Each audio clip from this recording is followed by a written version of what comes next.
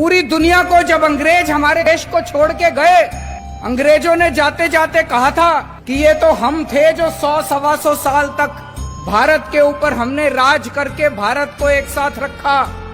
अब देखना हमारे जाने के बाद इनसे अपना देश नहीं चलने वाला, इन लोगों से भारत एक साथ नहीं रहेगा। ऐसे अंग्रेजों को भी लग रहा था, पूरी दुनिया को लग रहा था। दोस्तों आज 70 साल हो गए, भारत एक साथ भी है और खूब तेजी से तरक्की भी कर रहा है, और उसका केवल एक कारण है, हमारे देश का ये संविधान। ऐसे देश का संविधान लिखना जिसमें इतने सारे धर्म थे, इतनी सारी भाषाएं, इतनी संस्कृति, इतनी जाति, इतनी विविधता, ऐसे देश का संविधान लिखना कोई आसान काम नहीं था। बाबा साहब अंबेडकर ने पूरी दुनिया के संविधान पढ़े, सारे देशों के संविधान पढ़े, जहां से जो जो अच्छा मिला वो सारा उन्होंने इस संविधान के अंदर डाला, और इतना शानदार संविधान बाबा साहब अंबेडकर ने हम लोगों को दिया। संविधान में लिखा है बराबरी का अधिकार होगा। अभी तक यहां इतने सारे बच्चे बैठे हैं, अगर कोई बच्चा गरीब घर में पैदा होता था और कोई बच्चा अमीर घर में पैदा होता था, क्या उनको बराबर की शिक्षा मिलती थी? नहीं मिलती थी। तो क्या बराबरी का अधिकार था? नहीं था।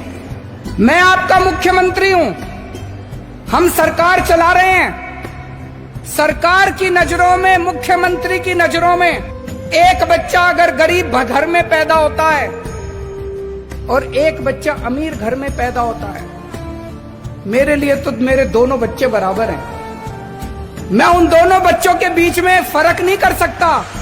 तो इसीलिए जब हमारी सरकार बनी, हमने अपने सामने सबसे पहला लक्ष्य रखा कि इस गरीब के बच्चे को भी अच्छी शिक्षा दिला के रहेंगे हम लोग।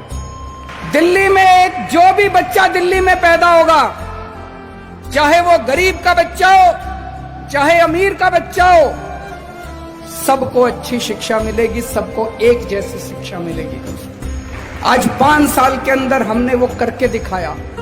बाबा साहब अंबेडकर का एक सपना पूरा किया हम लोगों ने। हमारे संविधान में लिखा है जीने का अधिकार होगा।